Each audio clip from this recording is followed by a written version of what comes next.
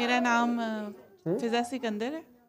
सिद्रा सिकंदर, फिज़ा सिकंदर। फिजा सिकंदर। मैंने last week आपको text किया था। मैं स्वीडन में रहती हूँ और मैंने आपको मैसेज आप किया था। स्वीडन से आई थी कि जी मैंने जी आना जी है। हाँ हाँ जी हाँ जी। हाँ। तो आप आज आई हैं, लास्ट वीक हाँ नहीं जी, आई? लास्ट वीक में नहीं आ पाई थी। बस मुझे नहीं ना पता, मैं लास्ट वीक ढूंढ लेता हूँ, वैसे वीक तो मुझे नहीं पता आप आ गई हैं, तो फिर या मुझे बता दें। तो आपके मेरे ख्याल फादर तो वो गुस्से में आ गए हैं कि किधर आए हैं। हाँ? तो स्वीडन से, उन्हें तो पता पाकिस्तान में तो इस तरह के बहुत फ्रॉड होते हैं, वो कहते हैं ये बच्ची किधर फंस गई है। जी। तो क्यों आई हैं आप? एक्चुअली मैं स्वीडन में ही लम्प मुझे एक फ़ील हुआ था। मैंने आपको थोड़ी सी डिटेल शायद बताई थी। जो बच्चे आप लोग जाना चाहें तो आप लोग जा सकते हैं, जो दोनों छोटे बच्चों वाले जो है ना, जा सकते हैं। वहाँ पे मुझे मिस डायग्नोज किया गया था कि ये फाइब्रोडिनोमा है। तो मैं यहाँ पे शादी पे आई पाकिस्तान। तो मेरी इन लॉज की साइड पे ना मोस्टली डॉक्टर्स हैं, तो उन्होंने कहा ये लम्प रिमूव करवा लेते हैं, देख लेते हैं क्या है। राइट साइड पे, लेफ्ट साइड पे? राइट साइड पे राइट था। साइड। ठीक है। तो वो लम्प जब उसकी बायोप्सी हुई तो वो कैंसरस लम्प निकला। वहाँ पर वो फाइब्रोएडिनोमा था। आप लोग जा रहे जी। हैं जी? इन्हें लंगर दे देना बच्चों को जी। अच्छा जी। और यहाँ पर उन्होंने डायग्नोज किया कि ये कैंसरस लम्प है। तो उसके बाद थोड़ा सा हम बहुत ज़्यादा पैनिक हो गए और समझ नहीं आया कि वापस जाएं क्या करें।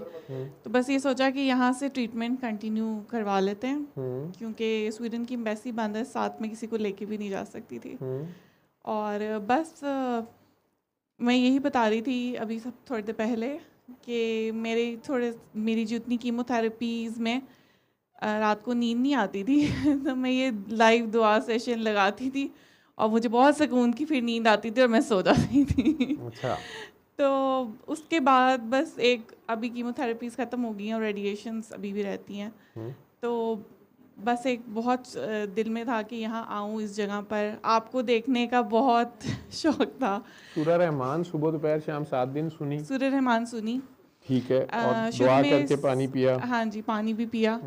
और वो एक दफ़ा किया है, सबको दिल से माफ़, मुश्किल था लेकिन किया। और माफ़ी मांगी भी सबसे? माफ़ी मांगी दिल में, स्पेशली अपने बड़ों से? उनसे खुद तो नहीं मांगी वो जो वीडियो थी, एक वीडियो है 25 सितंबर 2022 की वीडियो है, how American lady cured from stage 4 cancer. वो देखिए? नहीं। अच्छा, वो मैं आपको लिंक शेयर कर दूंगा, मुझे मैसेज भेजना कि डॉक्टर साहब मैं स्वीडन से हूँ, कि आपका नंबर नीचे चला गया होगा। वो वीडियो या देख लेना, पड़ी है उसी में, वीडियोस में जाओगी ना तो उसमें है, या लिखोगी how American lady cured from stage 4 cancer, तो वो निकल आएगी।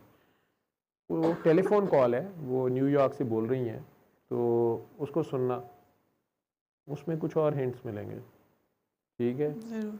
और वो कैसे क्योर हुई, हालांकि उन्हें मेटास्टेसाइज कर गया हुआ था। अमेरिका में उनकी कीमो भी हो चुकी थी, रेडियो भी हो चुकी थी, सर्जरी भी हो चुकी थी, लेकिन अब रिकरेंस हुई और डॉक्टर्स ने कहा कि ये तो सारे स्प्रेड कर गया, यू हैव ओनली 3 मंथ्स।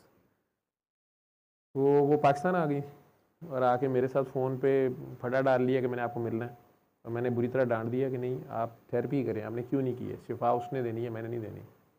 तो वो बड़े गुस्से में मुझे फ़ोन वापस कर रही हैं आफ्टर 4 ईयर्स, या आपने तो मुझे डांट दिया था, लेकिन फिर मैंने सोचा कि क्यों डॉक्टर साहब ऐसे कह रहे हैं, फिर मैंने सुनी और आपकी पता नहीं फ़लाँ वीडियो से फिर मुझे पता चला, फिर मुझे याद आ गया कि मैंने फ़लाँ को हर्ट किया था, इस तरह भरी महफिल में किया था, क्लोज़ रिलेटिव को किया था जो एज में बड़ी थी, लेकिन ये उनकी हेल्प कर रही थी, लेकिन हेल्प करते हुए इन्होंने उन्हें जानबूझ के सबके सामने ह्यूमिलिएट किया, कोई पुराना गुस्सा निकाला।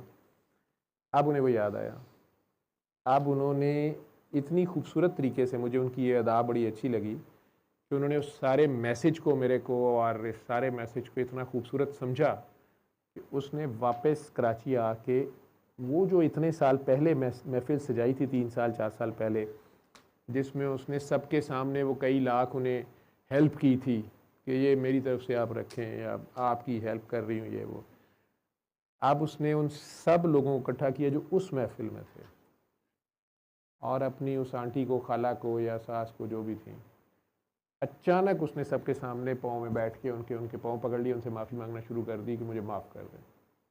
वो तो उन्होंने तो दावत पे बुलाया हुआ था सबको, किसी के लिए भी अजीब सीन था सडन।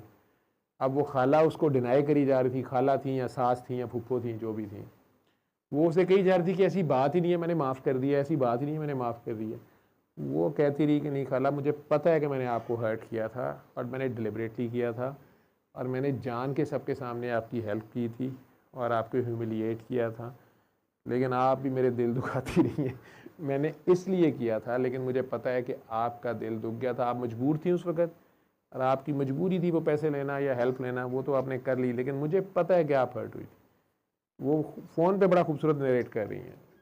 वो कह रही हैं कि अचानक मेरी खालाशी जस्ट ब्रोक आउट जिसे कहते हैं, तो चीखें मार के रोना शुरू हो गई, मुझे गले लगाया। उन्होंने कहा कि मैं बहुत शर्मिंदा हुई थी, मैं बहुत हर्ट हुई थी और मैं तुम्हें बता नहीं सकती कि मैंने कैसा फ़ील किया था, मेरा दिल दुख गया था, लेकिन मैंने तुम्हें दिल से माफ़ किया। ये तुम इतने मजमे में, वो उतने ही लोग, वही लोग थे जिनके सामने उसने उन्हें ह्यूमिलिएट किया, वो उन्हीं के सामने माफ़ी मांग रही थी, कंपनसेट कर रही थी, इसे कहते हैं तलाफ़ी करना।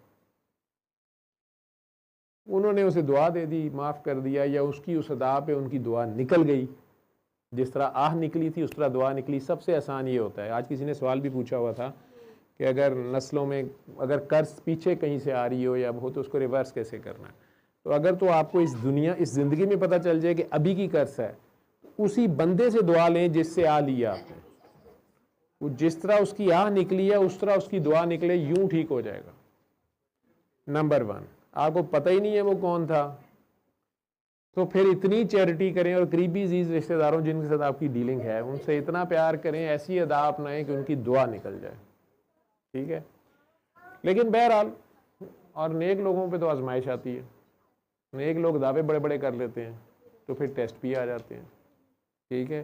टेस्ट आ जाए तो उसमें सब्र और नमाज से काम लेना। नमाज ये है कि सिर्फ अल्लाह को देखते रहना, शिफा अल्लाह ने देनी है।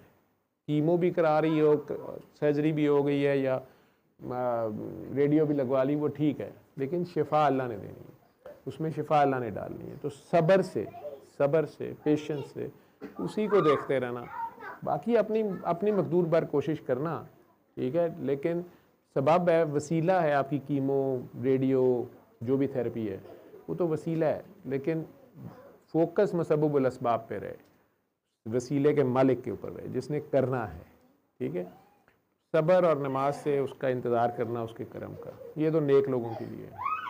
और मेरे जैसे गुनाहगार हैं, उन्होंने खुद ही कुछ किया होता है, खुद ही कुछ किया होता है, तो जिस बंदे के साथ फटा गया हुआ उसे माफ़ी मांगे और मांगे इस अदा से कि अगले की दुआ निकल जाए, ठीक है। नहीं मिलता तो फिर ज़्यादा से ज़्यादा नेकियां बांटें अपनी, कहें कि या अल्लाह मैंने ये जो भूखों को खाना खिलाया है, प्यासों को पानी पिलाया है, किसी को कपड़े लेके दिए, या अल्लाह इसका अजर उसको दे दे जो मेरे से नाराज़ है, लेकिन उसके दिल में मेरे लिए रहम डाल दे या अल्लाह। अब ये दैयत का सास समझ लो, दैयत, लेकिन दैयत गन पॉइंट पे नहीं होती, वो तो अगले की मर्जी है, मानता है कि नहीं मानता। तो अल्लाह करीम उसके दिल में रहम डाल सकते हैं अगर उसे पता चले कि आप दिल से शर्मिंदा हैं, जैसे उनकी आंटी का हो गया।